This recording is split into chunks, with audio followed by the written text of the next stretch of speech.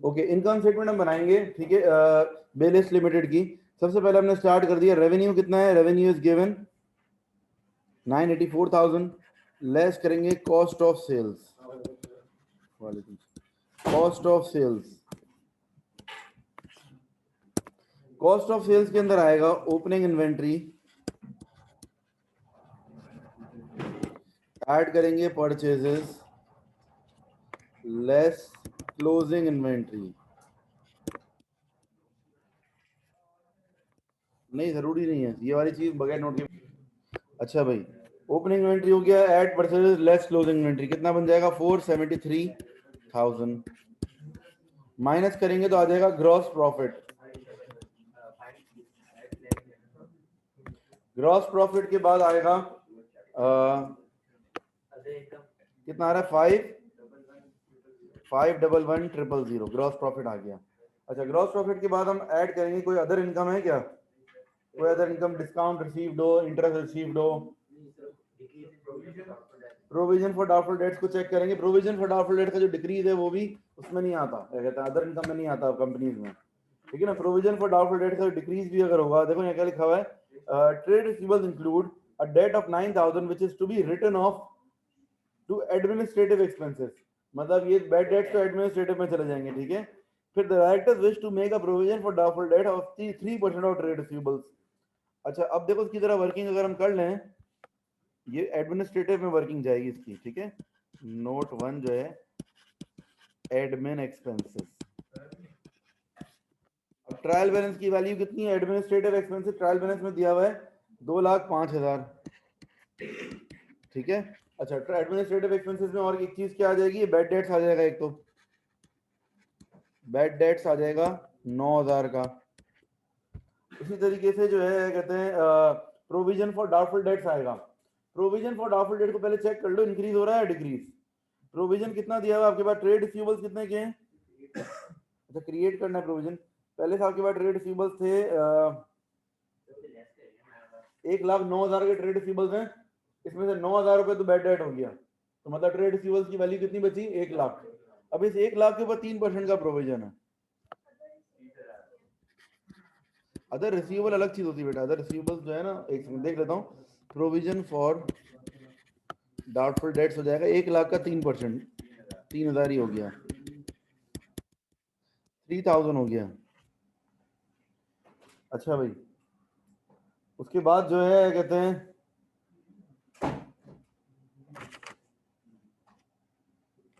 Other receivables, other receivable ऊपर दिया हुआ है ना, अदर रिसीवेबल्स,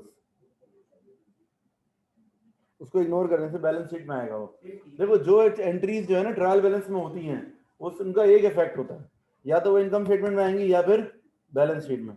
लेकिन जो एंट्रीज जो है ट्रायल बैलेंस में नहीं होती है, एडिशनल इन्फॉर्मेशन में होती हैं, उनके क्या होते हैं, दो इफेक्ट्स, एक इफेक्ट इनकम स्टेटमेंट में, दूसरा इफेक्ट बैलेंस शीट के अंदर। तो अब अदर रिसीवेबल अगर एडजस्टमेंट में होता है ना, तो हम क्या करते हैं उसको, जैसे कि है ना प्रीपेड होता है, तो प्रीपेड को हम क्या करते हैं, एक्सपेंसेस में से माइनस करते हैं और बैलेंस शीट में अदर रिसीवेबल में लिखते हैं ऑलरेडी। लेकिन ट्रायल बैलेंस में है तो दो इफेक्ट नहीं आएंगे, सिर्फ ट्रायल से बैलेंस शीट में आएगा वो, ठीक है। बस ये एडमिन एक्सपेंसेस मेरे ख्याल से और कोई एंट्री नहीं है एडमिन एक्सपेंसेस में ना। कहते हैं डेप्रिसिएशन वगैरह के बारे में बताया हुआ है। अच्छा, depreciation is also charge to administrative expenses, लिखा हुआ है annual administration expenses, annual depreciation is to be charge to administrative expenses. अच्छा, तो अब क्या करेंगे, देखो कहते हैं डेप्रिसिएशन आपकी कितनी है, डेप्रिसिएशन है क्वेश्चन नंबर 2 कर रहे हैं हम, पास्ट रिवर्स से, पेज नंबर 185, 185, ठीक है, पेज 185 है, कंपनी अकाउंट्स कर रहे हैं हम, क्वेश्चन नंबर 2। हम ये वर्किंग कर रहे हैं, साइड पे जो कर रहे हैं ना, ये वर्किंग कर रहे हैं एडमिनिस्ट्रेटिव एक्सपेंसेस की। ये देखो एक्सपेंसेस में दो एक्सपेंसेस आते हैं, एक होते हैं एडमिन एक्सपेंसेस और एक डिस्ट्रीब्यूशन। एक सेकेंड ना, पहली दफा क्रिएट हो रहा है, देखो पहले से प्रोविजन फॉर डाउटफुल डेट्स का कोई बैलेंस नहीं दिया हुआ ना हमें, ये फर्स्ट टाइम ही प्रोविजन क्रिएट हो रहा है, ठीक है। अच्छा, यहाँ पर लिख दूंगा मैं नोट 1, यहाँ लिखूंगा नोट 2 अगर इसमें कोई एडजस्टमेंट होगी तो। डेप्रिसिएशन एडमिन में आएगा, लिखा हुआ है डेप्रिसिएशन, लिखा हुआ है एडमिन एक्सपेंसेस में ही डालना है। डेप्रिसिएशन कितना है, बिल्डिंग के ऊपर 2% है और प्लांट एंड मशीनरी के ऊपर 10%। अच्छा भाई, डेप्रिसिएशन ऑन बिल्डिंग्स, बिल्डिंग के ऊपर डेप्रिसिएशन है 2% पर एनम। अब बिल्डिंग की कॉस्ट कितनी है आपकी, देखो कहते हैं बिल्डिंग की कॉस्ट है, लैंड एंड बिल्डिंग 185 है, इसमें से लैंड की वैल्यू होगी, अलग कर देंगे। लैंड की वैल्यू ट्रायल बैलेंस में कितनी है, 135 है, 185 ओवरऑल वैल्यू है, इसमें से लैंड की वैल्यू 135 हो गई, तो बाकी कितनी बच गई बिल्डिंग की, 60। हाँ 50,000 बची लैंड की वैल्यू, बिल्डिंग की वैल्यू 50,000 बची। ठीक है, तो क्या करूंगा मैं, 50,000 के ऊपर जी 2%, वो रीवैल्यू बाद में करेंगे, पहले डेप्रिसिएशन लगाओ। ठीक है, land is included in the trial balance at 135,000, it's to be revalued to 150,000 at 31 December. Land को बाद में हम रीवैल्यू करेंगे, लेकिन पहले जो रीवैल्यू करने से पहले डेप्रिसिएशन के ऊपर लगा देंगे। तो 50,000 के ऊपर 2% कितना हो जाएगा, उसके बारे में बताऊंगा थोड़ी देर समय करता बता रहा हूँ वो मैं बैलेंस शीट में। ठीक है, फिलहाल आप बताओ कितना आ रही है 50,000 का 2%, 1,000। ठीक है, इसके अलावा और क्या चीज है, एक और प्लांट एंड मशीनरी के ऊपर भी डेप्रिसिएशन है। ठीक है, प्लांट एंड मशीनरी की डेप्रिसिएशन कितनी है, प्लांट एंड मशीनरी के ऊपर 10% है ना, तो depreciation on plant and machinery, plant and machinery की जो है क्या कहते हैं, प्लांट एंड मशीनरी की जो ओरिजिनल वैल्यू दैट इज 204 और प्रोविजन 94,000 है। देखो 204,000 की ओरिजिनल वैल्यू है, जिसमें से 94,000 प्रोविजन है। अब मल्टीप्लाई बाय करेंगे हम परसेंटेज से, परसेंटेज कितनी है इसकी, 10%। 204 में से 94 माइनस कर दिया, कितना बचा, 110, उस पर 10% लगा देंगे, 11,000। इन सबको ऐड कर लेंगे। ठीक है, इन सबको ऐड करेंगे तो आपका टोटल एडमिनिस्ट्रेटिव एक्सपेंसेस बन जाएंगे, टोटल एडमिन एक्सपेंसेस, हाँ 229,000। ठीक है, बिल्डिंग की वैल्यू 50,000 है, कैसे, 185,000 थी पहले और उसमें से 135,000 का लैंड है, टोटल वो हटा दिया हमने, बिल्डिंग की वैल्यू 50,000 बची। अच्छा भाई, डिस्ट्रीब्यूशन एक्सपेंसेस पे आए थे। डिस्ट्रीब्यूशन एक्सपेंसेस जो हैं, डिस्ट्रीब्यूशन कॉस्ट जो है आपकी क्वेश्चन में कितनी गिवन है, ट्रायल बैलेंस में कितनी है, डिस्ट्रीब्यूशन कॉस्ट में कोई एडजस्टमेंट तो नहीं है, 197,000 है, 197,000 डिस्ट्रीब्यूशन कॉस्ट में आई थिंक कोई एडजस्टमेंट नजर नहीं आ रही मुझे। ठीक है ना, तो एज इट इज लिख देंगे अगर कोई एडजस्टमेंट नहीं है तो। ठीक है, distribution cost 197,000 as it is लिख देंगे, इसमें नोट की जरूरत नहीं है, हटा दो नोट इसमें से। अब इन दोनों को टोटल कर लेते हैं। इसमें इनकम स्टेटमेंट में क्यों आएगा बताओ, बोनस इशू कहाँ आता है, चेंजेस इन इक्विटी में, तो अभी आएगा ना उसका टाइम, एक्सपेंस क्यों है, देखो हमने जब भी बोनस इशू किया है या हमने राइट इशू किया है या हमने डिविडेंड दिया है, वो सारी चीजें कहाँ आती हैं, statement of changes in equity में। टोटल करो जरा क्या आएगा,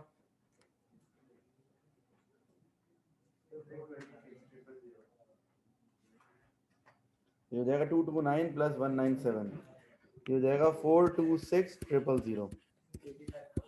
85,000 आपका क्या है, इसको क्या बोलेंगे, ये 85,000 जो है कौन सा है, प्रॉफिट फॉर द ईयर है, ये ऑपरेटिंग प्रॉफिट है या फिर प्रॉफिट फ्रॉम ऑपरेशंस भी कह सकते हैं इसको, ऑपरेटिंग प्रॉफिट है। अब लेस करेंगे इंटरेस्ट और टैक्स, टैक्स है क्वेश्चन में, किसी किसी क्वेश्चन में होता है, पिछले क्वेश्चन में था ना, इसमें से लेस करेंगे इंटरेस्ट। इंटरेस्ट आपका कितना है, देखो आपके पास जो है डिबेंचर्स का इंटरेस्ट हम लेंगे, डिबेंचर जरा देखो हमारे पास कितने के डिबेंचर्स हैं, 80,000 के डिबेंचर्स हैं, लेकिन जरा अच्छा 80,000 का इंटरेस्ट है 5%, कितना है लगाओ। अच्छा, डिबेंचर इशू कब हुए हैं कुछ बताया हुआ है, कभी कभार साल के बीच में होते हैं, 2017 के हैं तो कोई मसला नहीं है ना, इसका मतलब है पूरे साल के 2017 में तो रीपे करना है, 2017 जो लिखा हुआ है ना, debenture interest has been paid to 30th September, adjustment number 7 में। एक सेकंड जरा चेक कर लेते हैं क्या 30 सितंबर तक हमने पे करा हुआ पूरा, पे नहीं कुछ एक्रूड भी होगा, इसका मतलब है। यहाँ देखो जरा डिबेंचर इंटरेस्ट पेड कुछ लिखा हुआ हो, इंटरेस्ट पेड कहीं लिखा हुआ है 13,000। डिबेंचर का इंटरेस्ट बनता कितना है? 80,000 का 5% कितना बनता है?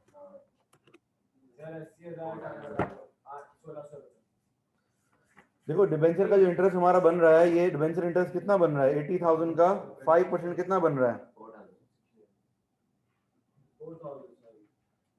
ठीक है।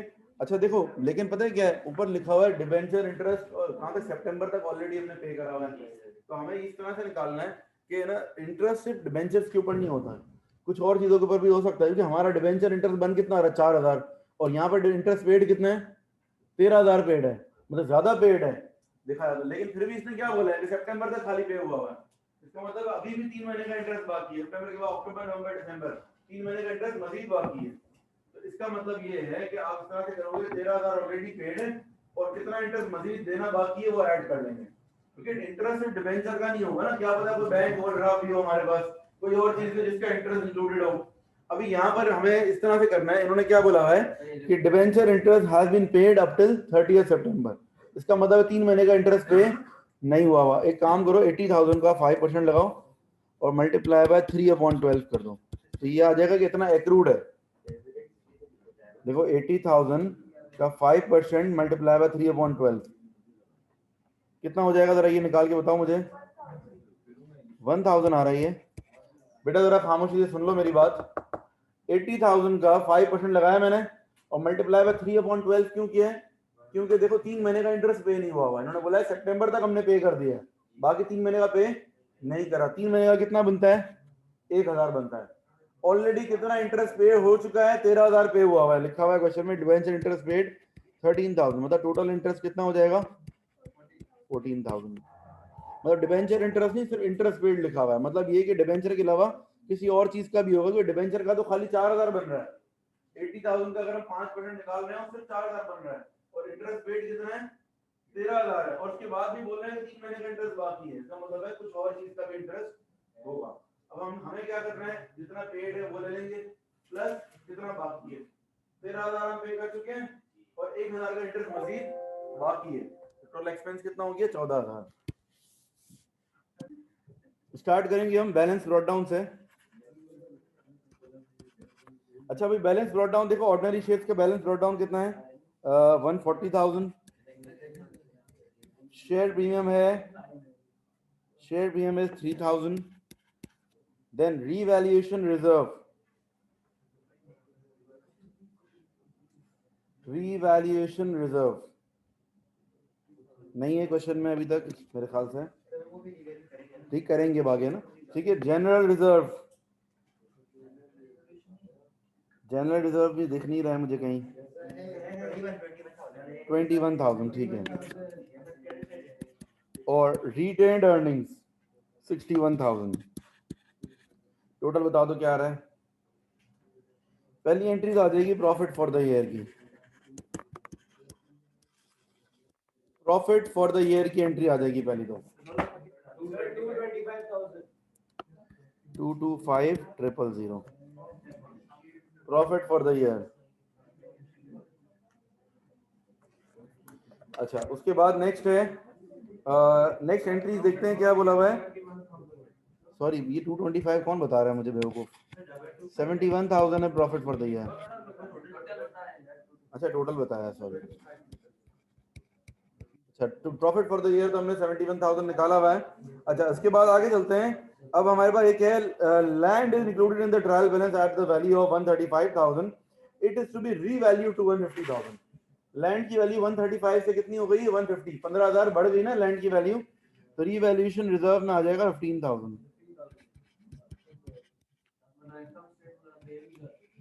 रीवैल्यूएशन ऑफ लैंड, ठीक है। अच्छा इनकम स्टेटमेंट में नहीं आता ये,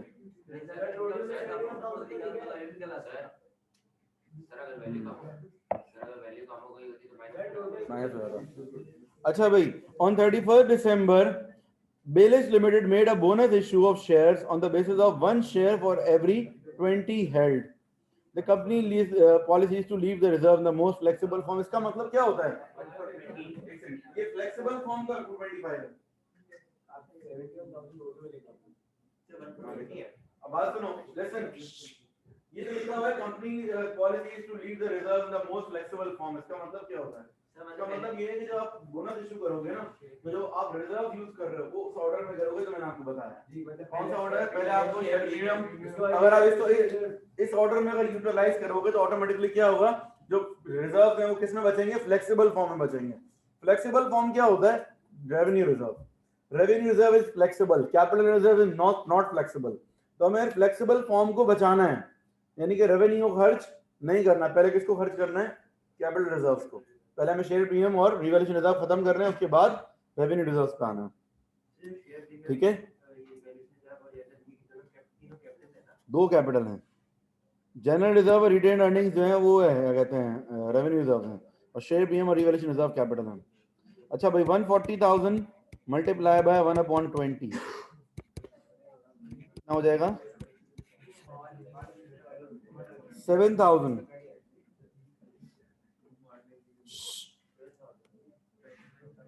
7,000 से ऑर्डिनरी शेयर्स बढ़ जाएंगे, यहाँ लिखेंगे बोनस इशू.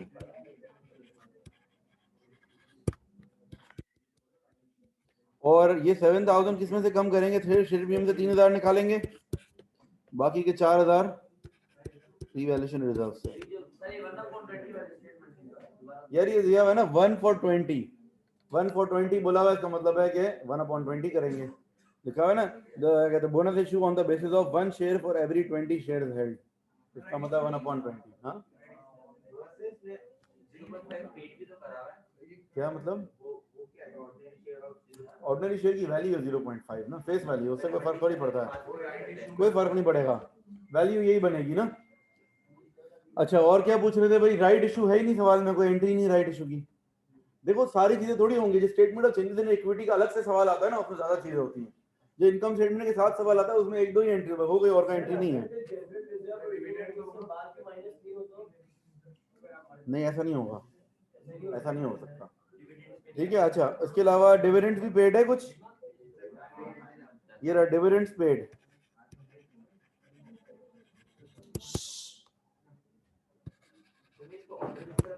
अब डिविडेंड पेड, इसमें कोई मसला नहीं है इतना, लेकिन नॉर्मली हम पहले प्रॉफिट लिखते हैं, बाकी फिर जो जिस ऑर्डर में क्वेश्चन में दिया एंट्रीज वैसे लिख लो एडजस्टमेंट के हिसाब से. डिविडेंड पेड 10,000 है, रिटेन अर्निंग से माइनस हो जाएगा. कोई ट्रांसफर टू जनरल रिजर्व तो नहीं है ना? ट्रांसफर टू जनरल रिजर्व नहीं है बस, तो बस टोटल कर लेंगे सिंपल, बैलेंस शीट ही आ जाएगा.